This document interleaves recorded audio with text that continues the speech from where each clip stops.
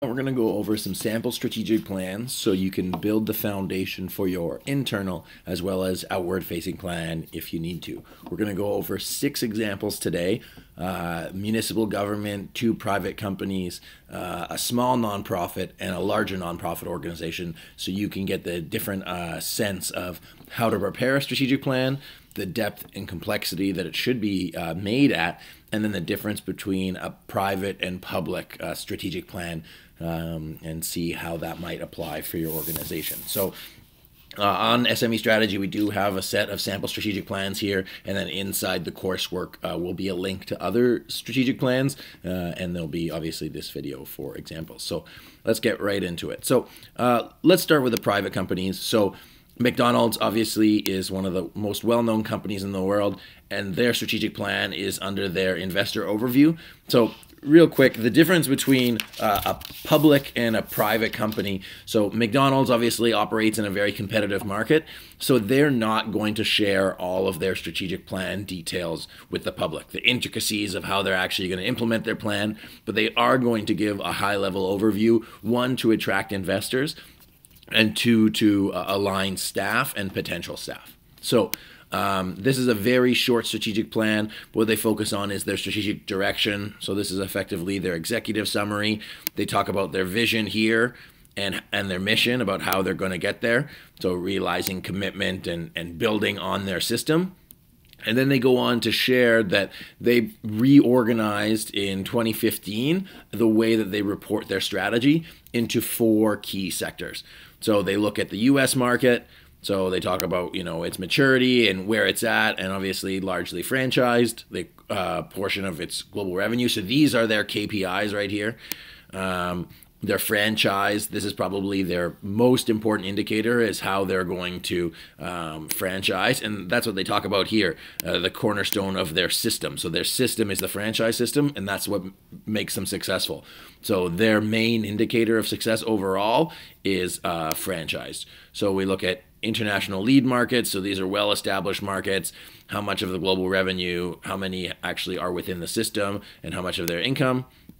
And then we look at the high growth markets. So these are the unpenetrated growth, where they have more opportunities. Obviously, system restaurants are less, and then a lower percentage of franchised. And then the foundational markets, Latin America, and the ones that are more established. So lots of systems, but smaller amount of revenue. So just in context, this is obviously a very small strategic plan, but it does explain to investors a little bit more about what they can expect from the company, and where it's going to grow. So of course they want investment so they can continue to grow. So a public company that's a little bit more open with their plan is Nike. So they introduced their global growth strategy for a year, and so they want to have long-term growth. Obviously, this is really long. A lot of this is all of the inputs. So what are the things that you need to know? What I really liked is what are their strategic priorities, and they broke it down into brand offense or category offense. So they said, okay, action sports, we're going to double our revenue by 2015. Okay, so moving from X to Y by date. We're going to do innovation. So athletic training, they don't know exactly what's going to happen with it, but they said we're going to create innovations in this area. Basketball, so we're building on the Jordan brand, and we're basically going to keep growing it, so nothing revolutionary there. Football, they talk about, okay, what are they going to do as part of their strategic priority? So let's say we have the vision of the organization, which we talked about above. We have the mission. They already know how to do that. And then they have their strategic priorities. And the way that they've broken down their priorities is by category. And then each category has its measures, and then each category has its tactics as part of it. So obviously Nike is a very large company, and they have 8 different strategic priorities. So that's on the operational level, and that's when we start breaking into cascading goals. So each one of these areas is its own business. Women's training is its own business. Sportswear is its own business, and they all have the things that they're working on. As a company, Nike is very transparent in the sense that here's what we're going to do. Here are our strategic priorities. Single-digit revenue growth. Perfect. Mid-teens earning per share growth. Return on invested capital, 25%, and increasing dividends within a target year. So right away, the whole company knows where it's going as far as what it needs to be doing and where they need to be focusing on. Now, of course, there's a lot more that goes to this strategic plan because there's obviously an internal strategic plan that goes out, but this does give you a good idea of what the company is doing to move forward. So we're going to go on the other side of the spectrum from a very large for-profit company to a much smaller nonprofit company. Now, this is the Hunger Project in Sweden. It looks like this strategic plan was done in Word by somebody internal on the team. They didn't get an external consulting company or a KPMG to put it together. It's simple, but it does the trick to explain what they're doing. So just going through it, they have their about, their vision, their mission, you know, what happened in the past. So this is like, how do we get to where we're going? Our theory of change, which is super important for nonprofits. How they're going, their external stakeholders, strategic direction, vision, and goals.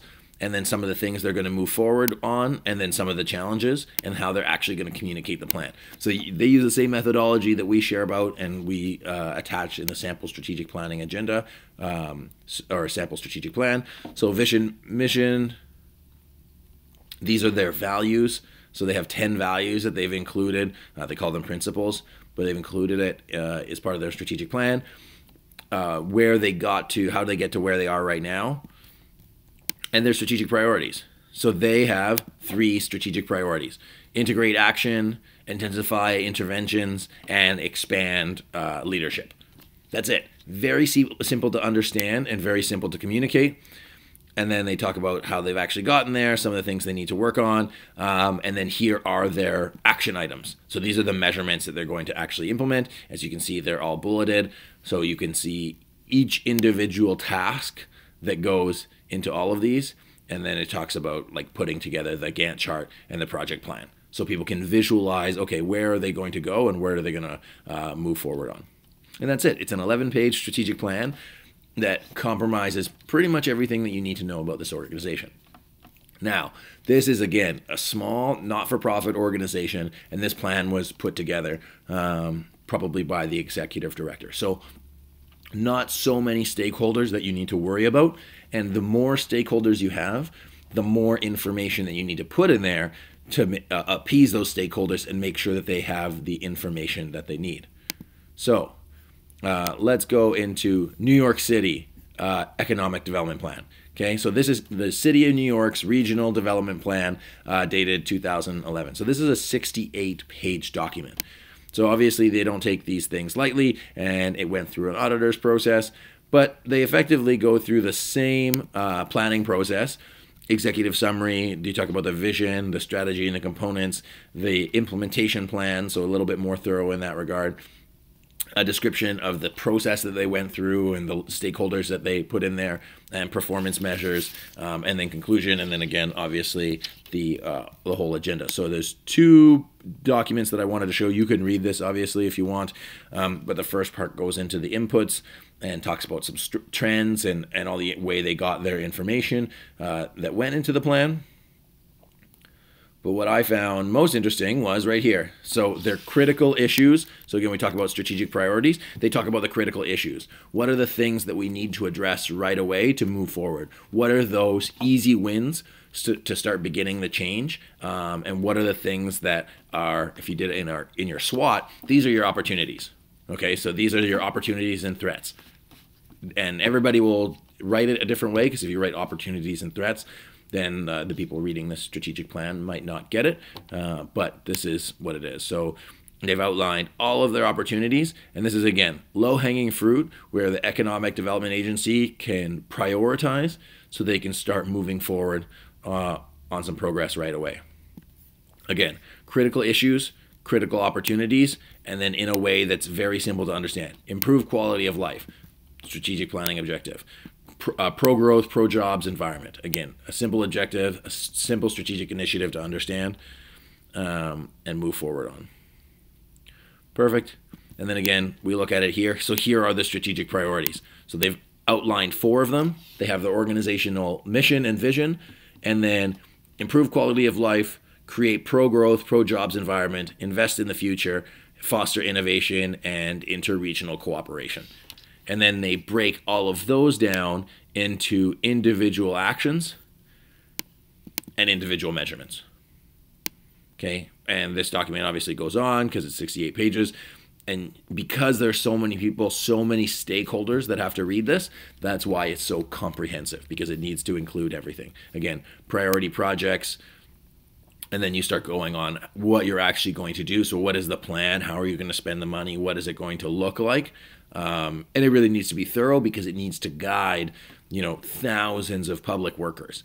And they need to be able to understand everything that they need to do. And then, again, how are you going to monitor the plan? How are you going to actually put KPIs in there that is going to be successful?